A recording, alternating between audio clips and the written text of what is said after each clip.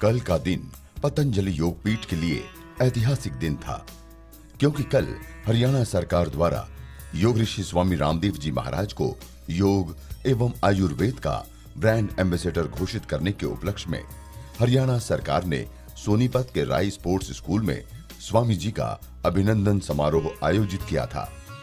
इस कार्यक्रम में हिस्सा लेने के लिए जब योग ऋषि स्वामी रामदेव जी कुंडली बॉर्डर पहुंचे तो वहां पर हरियाणा सरकार के स्वास्थ्य मंत्री श्री अनिल विज ने उनका भव्य स्वागत किया, जिसके पश्चात स्वामी जी पहुंचे सभा स्थल पर, जहां पर स्वामी जी का अभिनंदन समारोह संपन्न हुआ। इसके बाद स्वामी जी महाराज पहुंचे पानीपत जिले के गांव डिकाडला स्थित श्री रामकृष्ण आदर्श गौशाला के परिसर में, जहां पर हरिद्वार से बाहर पहले आचार्य कुलम का शिलान्यास होना था। इस खास मौके पर मुख्य अतिथि के तौर पर हरियाणा के मुख्यमंत्री श्री मनोहर लाल खट्टर उपस्थित थे।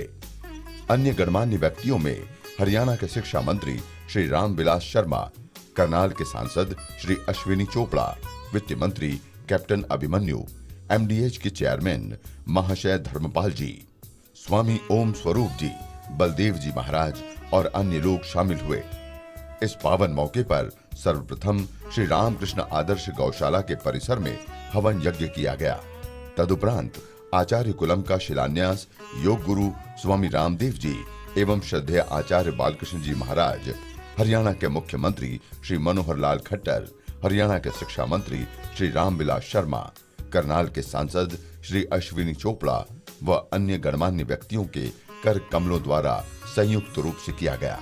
इस मौके पर आयोजित सभा में पानीपत के हजारों लोग पहुंचे थे स्वामी जी का धन्यवाद करने।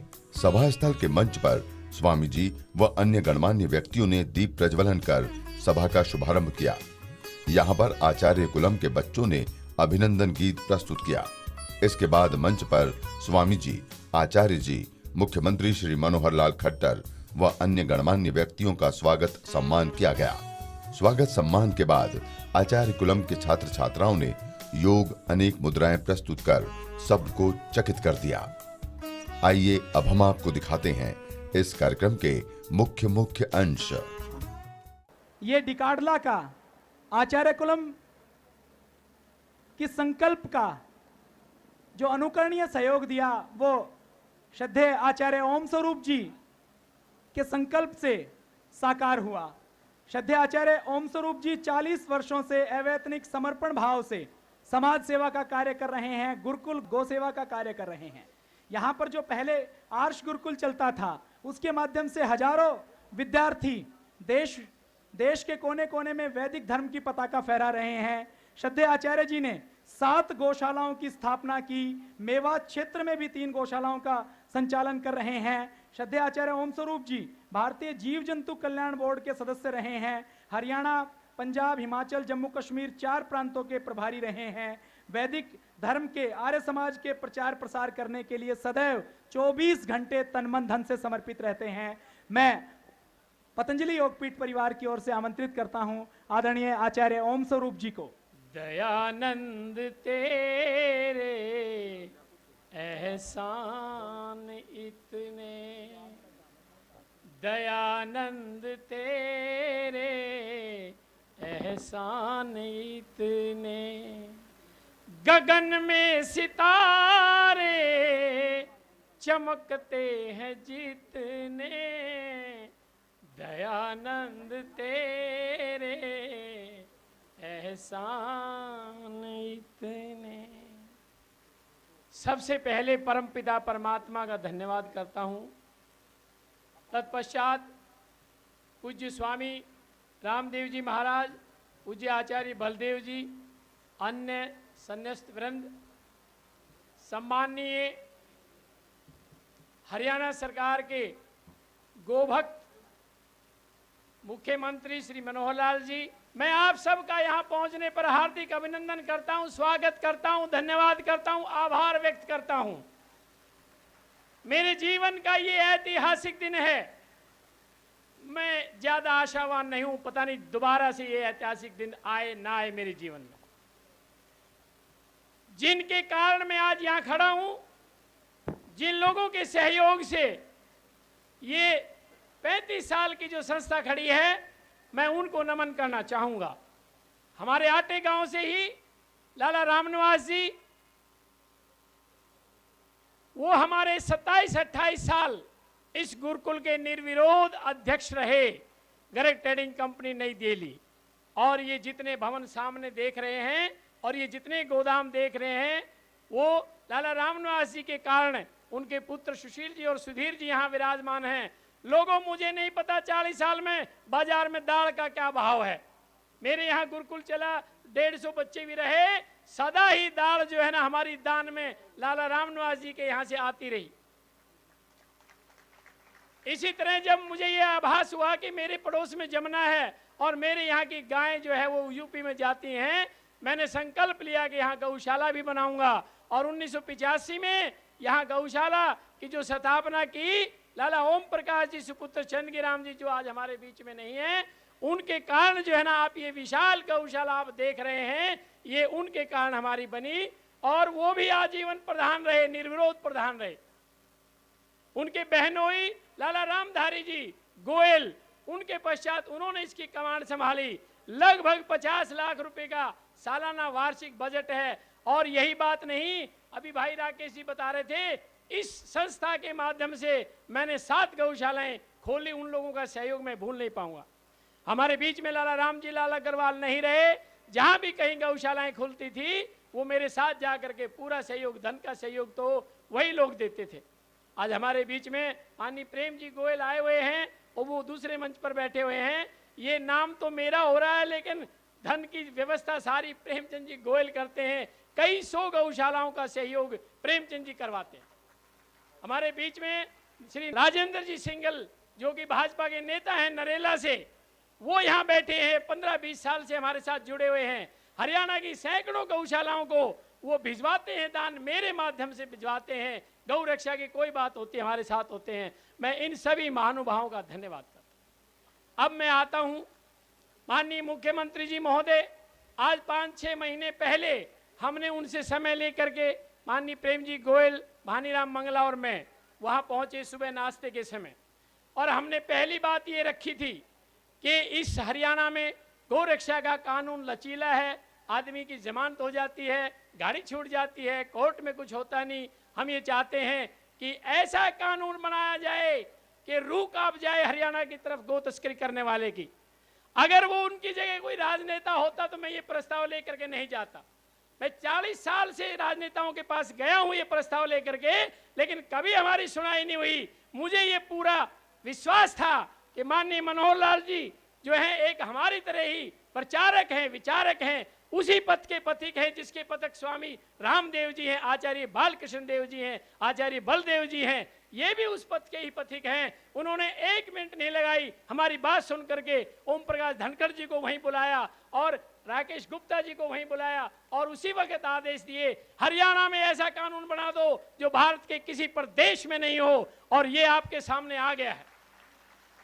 गाय की तरफ गलत नजर उठाने वाले को 10 साल की कैद होगी, 1 लाख जुर्माना होगा। भूल करके भी हरियाणा में नहीं आएगा। 98% हमारा मामला हल हो गया है। मैं उनका आभार व्यक्त करता हूं, धन्यवाद करता हूं। और भाई रामविलास जी उनके सहयोगी हैं, आपको सबको पता ही है। गीता लागू कर दी हमारे पाठ्यक्रम में। अब स्वामी रामदेव जी के साथ जुड़ करके हम तो उसमें भाई वेद और उपनिषद और दर्शन भी शुरू करेंगे। और अनिल विज रहे, मैं किस किस की कहानी गाऊंगा। आयुर्वेद को तो लोग भूल ही गए थे। सारा ही सारा एलोपैथिक मामला था और विदेशों से दवाइयां बन के आती हैं, महंगे भाव में हमारा पैसा विदेशों में चला जाता है। एक बीमारी ठीक करते हैं 20 बीमारी खड़ी हो जाती है। मैं इस भरी सभा में चैलेंज कर सकता हूं, आज भी एलोपैथिक में पूरे विश्व में लीवर के ठीक करने की कोई दवाई नहीं है। जितनी दवाई आयुर्वेदिक हैं, एमबीबीएस डॉक्टर भी वही लिखते हैं, लिवोमाइसिन, लीवरजन, लीवर, सारी दवाइयां हमारी आयुर्वेदिक है। जितनी रिसर्च हुई उतने हॉस्पिटल बढ़ गए, उतने बीमार बढ़ गए। तरक्की क्या खाक हुई? अरे तरक्की तो स्वामी रामदेव जी रहम करेंगे। आप हैरान हो जाएंगे। 40 साल से मेरे जीवन का अपना इतिहास है, मैं एक दिन बीमार होकर के हॉस्पिटल नहीं गया और जाऊंगा भी नहीं जब तक मैं जीऊंगा। भगवान ने थोड़ी कहा था तुम बीमार हो जाना वहां, लेकिन ये pizza visa hot dog chown लाई मायल लाई पता नहीं क्या क्या खाते हो तो बीमार हो जाओगे और क्या होगा।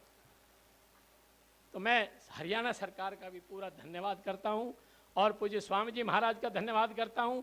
इस देश में हजारों आचार्य कुलम बनने हैं और सबसे पहले ये हमारे हिस्से में आया, मैं बार बार उनका आभार व्यक्त करता हूं।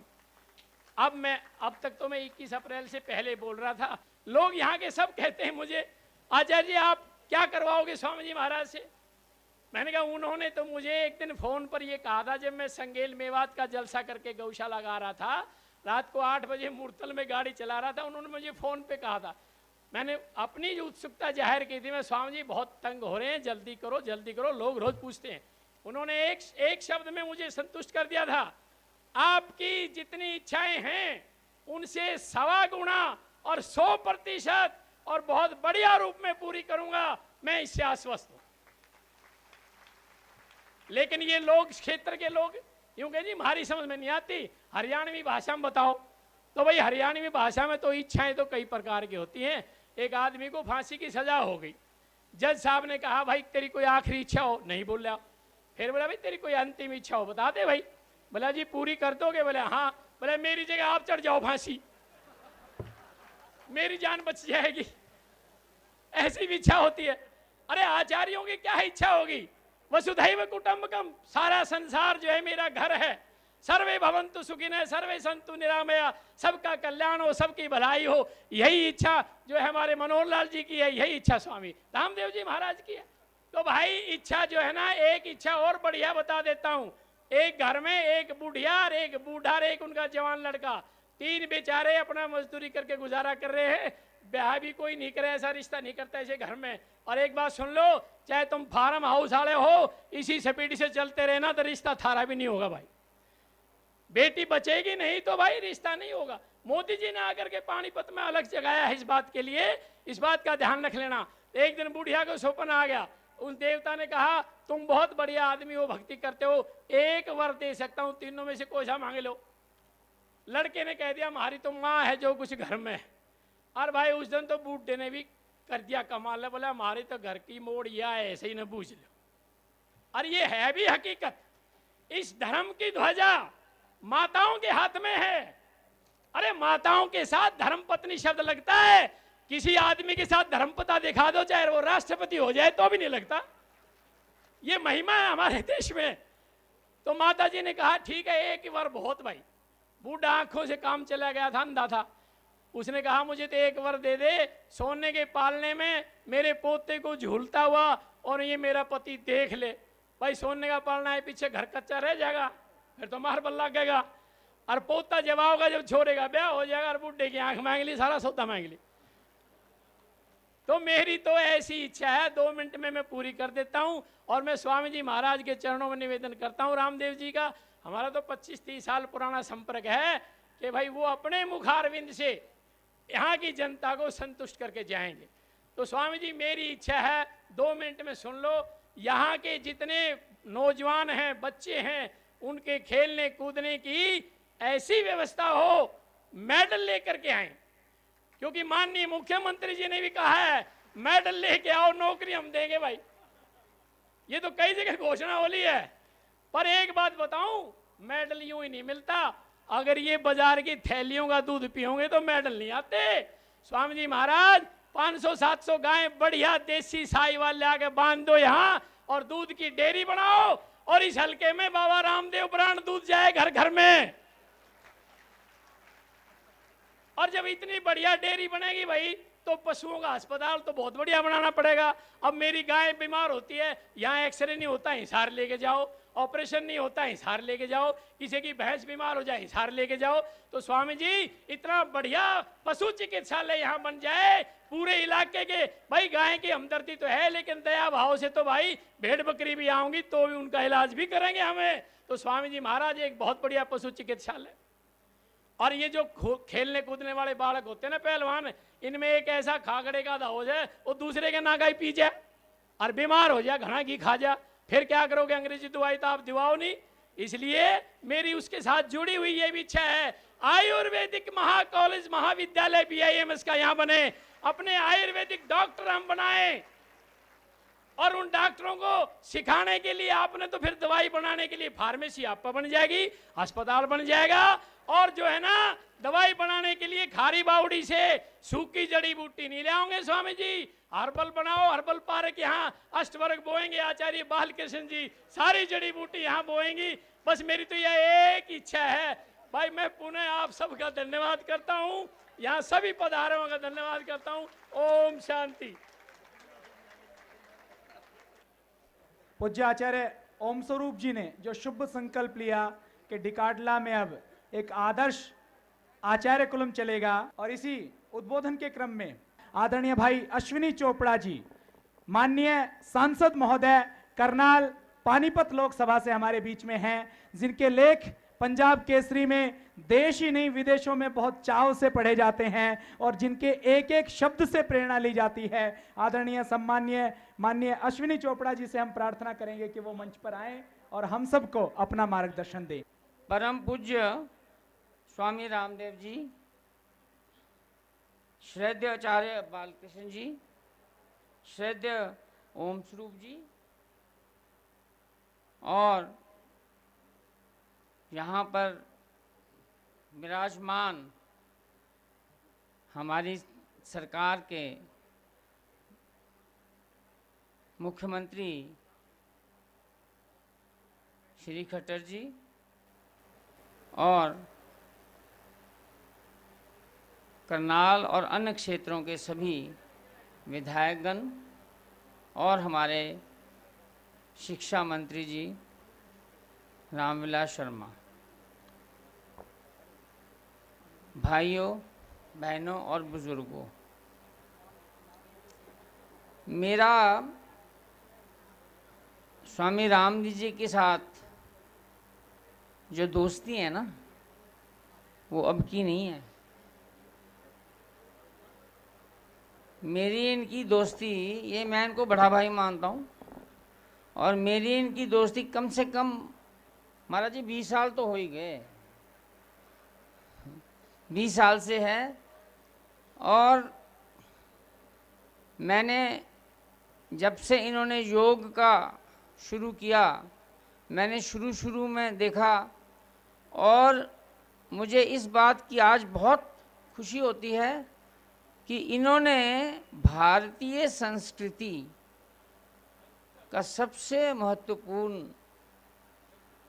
जो भाग है कि किस तरह से हम अपने शरीर को ठीक रखें, सेहत को बनाए रखें, उसमें योग की भूमिका को ना केवल भारत बल्कि पूरी दुनिया में फैला दिया। इसके लिए मैं उनके आगे नतमस्तक होता हूँ, क्योंकि उन्होंने राष्ट्रीय नहीं अंतर्राष्ट्रीय स्तर पर जो ये काम किया है, और शायद आप में से बहुत से लोगों को ना पता हो, 21 जून का दिन जो है वो पूरी दुनिया में, जैसे वो वहाँ पर अंग्रेज़ों में वैलेंटाइन डे और क्या फादर्स डे, मदर्स डे मनाते हैं, 21 जून का दिन पूरे विश्व में योग दिवस के रूप में मनाया जाएगा। इसका श्रेय भी बाबा जी को जाता है, क्योंकि बाबा जी ने हमारे प्रधानमंत्री नरेंद्र मोदी जी के साथ रह कर के, इनका उनसे बड़ा प्रेम है, उनको ये बात बहुत सी इन्होंने उनको बातें कही होंगी, और मोदी जी सारी दुनिया को आजकल घूम रहे हैं, और जब वो अमेरिका में गए तो वहाँ पर उन्होंने अपनी इच्छा जाहिर की, और उसके बाद यूनाइटेड नेशंस ने, संयुक्त राष्ट्र ने ये बात को माना, और 21 जून को योग दिवस मनाया जाएगा।